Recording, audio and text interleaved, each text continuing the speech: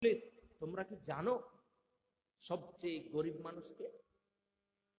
সাহাবীগণকে বলছে আতাদরুনা মাল মুফলিস, ও আমার সাহাবীরা তোমরা কি জানো গরিব মানুষকে?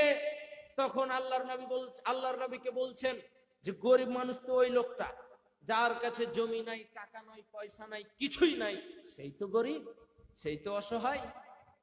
আপনাকে যদি বলা হয় বলেন তো আপনার এখানে গরিব কে কে আছে, তখন আপনি ওই টোলার সিদ্দিক, ওই টোলার উমুক, ওই টোলার সাব্বির, এইভাবে কিছু নাম দিবেন, দিয়ে বলবেন এটি হচ্ছে আমাদের পাড়ার গরিব ফকির মিসকিন, এদের কাছে চাউল নাই, খাবার সেরকম নাই, জমি জায়গা নাই, বাড়ি ঘর সেরকম নাই, আমরা তো তাকেই গরিব বলি, তাই না গো?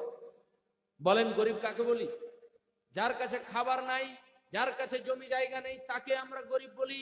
আল্লাহর নবী বলছে না, শোনো, গরিব তো সেই ব্যক্তি কিয়ামতের দিন ইয়াতি ইয়াউমাল কিয়ামা, কিয়ামতের দিন একজন ব্যক্তি আসবে, অনেক নেকি নিয়ে আসবে, দানের নেকি নিয়ে আসবে, বিসালাতিন, সালাতের নেকি নিয়ে আসবে, ও সিয়ামিন, সিয়ামের নেকি নিয়ে আসবে, ও যাকাতিন, যাকাতের নেকি নিয়ে আসবে, ও সাদাকাতিন, সাদকার নেকি নিয়ে আসবে, সব কিছু নেকি নিয়ে আসবে, একেবারে নেকি নিয়ে এসে একদম ভরে ফেলবে, এত নেকি।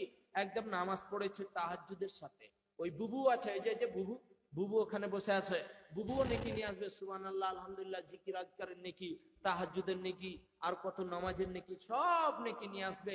আল্লাহর নবী বলছে শুনে রাখো, আমার উম্মতের সবচেয়ে গরিব হচ্ছে ওই মানুষটা, নেকি তো কিয়ামতের দিন নিয়ে এসেছে, অনেক সালাত, অনেক সিয়াম, অনেক যাকাত, অনেক হজ, সব কিছু নেকিতে ভরে পড়েছে। কিন্তু যখন নেকি নেওয়া হবে, আল্লাহকে একজন ব্যক্তি এসে বলবে, আল্লাহ আপনি বলেছিলেন কিয়ামতের দিন আমি সবারই হিসাব করে দিব, কাউরের কোনো উপরে জুলুম করব না। এই লোকটা আমাকে ঠগিয়েছিল, দোকানে গোস্ত নিয়েছিলাম, 100 গ্রাম গোস্ত কম দিয়েছিল। আরেকজন বলবে আমাকে এই গালি দিয়েছিল, আরেকজন বলবে আমার টাকা মেরে খেয়েছে, আরেকজন বলবে যে আমার অমুক কিছু নিয়েছে, আরেকজন বলবে আমি ওই লোকটা আমার নামে বদনাম করেছে, অনেক বদনাম করেছে, আরেকজন বলবে ও আমাকে গালি দিয়েছে, আমাকে থাপ্পড় মেরেছে। একজন রিক্সাওয়ালা টাকা চেয়েছে, রিক্সাওয়ালা যখন টাকা চেয়েছে, ওর ভাড়া হচ্ছে 15 টাকা, ওর কাছে বেচারির কাছে আর খুচরো নাই, তখন বলেছে 10 টাকা দিলাম, যা আর টাকা দিব না খো, এ বলে ওকে খেকর দিয়ে চলে এসেছে। শুনে রাখবেন, আল্লাহর নবী বলছেন শুনে রেখো, আমার উম্মতের মধ্যে গরিব মানুষ তো ওই লোকটা কিয়ামতের দিন অনেক নেকি নিয়ে আসবে, অনেক সিয়াম, অনেক যাকাত, হজ, সব কিছু নিয়ে এসে পালা করবে। কিন্তু ওই সময় আরেকজন এসে বলবে এই লোকটা আমার নামে গালি দিয়েছিল, এই লোকটা আমার মাল খেয়েছে, এই লোকটা সবকিছু করেছে, আমাকে মেরেছে।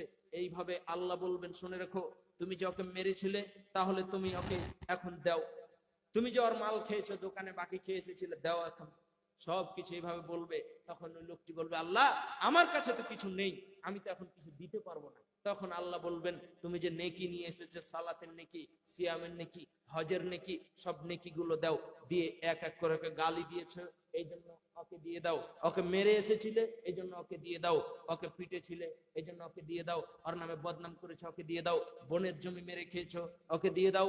এই করে সব নেকি গুলো শেষ হয়ে যাবে, আর নেকি নাই। আর একজন লোক এসে বলছে আল্লাহ আপনি তো হক বিচার করবেন, কারোর উপরে জুলুম করবেন না, এই লোকটির কাছে আমি টাকা পেতাম, আমাকে টাকা দেয়নি, এই লোকটি চলে এসেছে, আল্লাহ বলবি দাও শোধ করো, তুমি এখন শোধ করো। কিন্তু ওই লোকটি বলবে আমার কাছে তো কিছু নাই, যা ছিল আমি তো সবই দিলাম।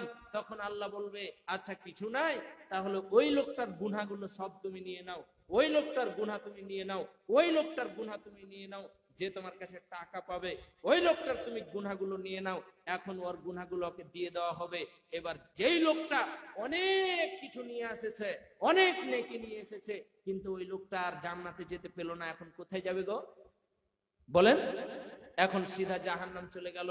আল্লাহর নবী বলছে এই লোকটাই হচ্ছে গরিব, এই লোকটাই হচ্ছে গরিব, এই লোকটাই গরিব। কে গরিব? যেই লোকটা অনেক নেকি নিয়ে আসলো, অনেক সালাত নিয়ে আসলো। এই জন্য দ্বীনি মুসলিম ভাই বোন, আপনার কাছে আমার বিনীত অনুরোধ, না জেনে কোনো মানুষের নামে বদনাম করবেন না, না জেনে কোনো মানুষের নামে কটাক্ষ করে কথা বলবেন না, না জেনে কোনো মানুষকে মারবেন না। আমি বলে এসেছি আপনার কাছে যদি দোকানদার টাকা পায় তাহলে টাকা আগে শোধ করেন, তারপরে দান করবেন। তারপরে কি করবেন? আগে কি করতে হবে? টাকা শোধ করতে হবে, যে বাকি খেয়ে এসছেন না, ওই বাকি শোধ করেন, তারপরে কি করেন? দান করেন। কারণ দান করলে নেকি আছে, না করলে গুনাহ নেই। কিন্তু ওই যে ঋণ রেখে মারা গেলে আপনার জানাজাই হবে না। কি হবে না? জানাজাই হবে না, আপনি জান্নাতেই যেতে পারবেন না। তাহলে আগে কি করতে হবে? আগে ধার বাকি ঋণ যা আছে শোধ করতে হবে, তারপরে দান করতে হবে। কিন্তু আমাদের অধিকাংশ মানুষ কারোর কাছে টাকা নিয়ে চলে এসেছে, ও দিনটা